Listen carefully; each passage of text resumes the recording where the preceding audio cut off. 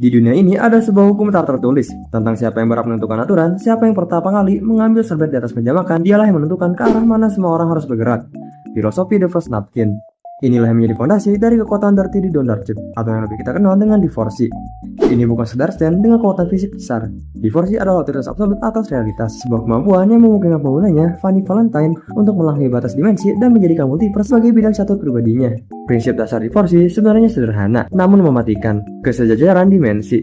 Valentine bisa berpindah ke dimensi tetangga secara instan, asalkan tubuhnya terjepit di antara dua objek. Tidak harus pintu atau dinding. Air hujan yang menyentuh tanah atau selembar bendera sudah cukup untuk menjadi gerbang menuju dunia lain.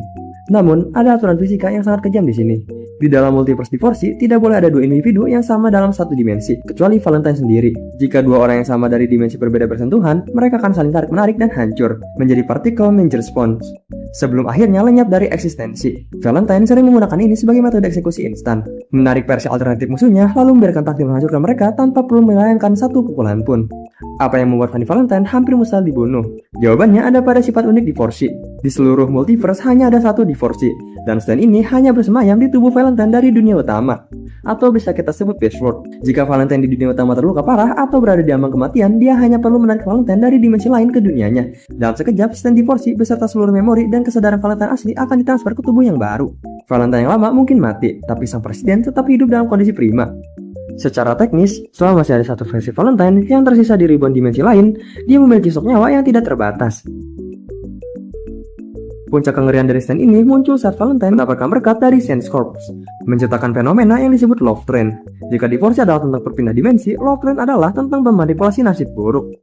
Valentine berada di dalam celah dimensi, yang dilindungi oleh dinding cahaya. Setiap serangan yang diarahkan padanya, baik itu peluru, tebasan, atau niat jahat, akan otomatis dibiaskan dan dibuang ke tempat lain di belahan bumi. Seseorang di negara lain mungkin tiba-tiba jatuh sakit atau terkena musibah, hanya karena dia menerima buangan nasib buruk yang seharusnya mengenai Valentine. Di titik ini, dia menjadi entitas yang tidak tersentuh, berdiri di atas tumpukan penderitaan orang lain demi kemakmuran negaranya.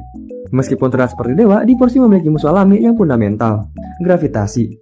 Dalam semesta Jojo, gravitasi adalah satu-satunya kekuatan yang bisa menembus batas dimensi. Inilah alasan mengapa tas Ark 4 milik Johnny Joestar menjadi satu-satunya ancaman yang nyata bagi Valentine. Kekuatan rotasi tak terhingga mampu mengejar Valentine, bahkan saat dia berpindah tubuh atau bersembunyi di balik Love Train.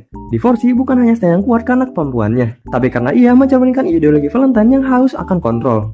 Sebuah kekuatan yang memungkinkan seseorang untuk selalu menang dengan cara yang paling murah dan efisien. Pada akhirnya, divorsi adalah pengingat bahwa kekuatan besar selalu menuntut pengorbanan. Biasanya pengorbanan itu datang dari orang lain. Fanny Valentine jatuh bukan karena stand-nya lemah, tapi karena dia bertemu dengan tekad yang lebih besar untuk memutarbalikkan takdir yang sudah dia kunci. Jadi gimana nih menurut kalian? Apakah divorsi adalah stand yang paling broken yang pernah diciptakan Araki, atau masih ada yang lebih gila dari ini?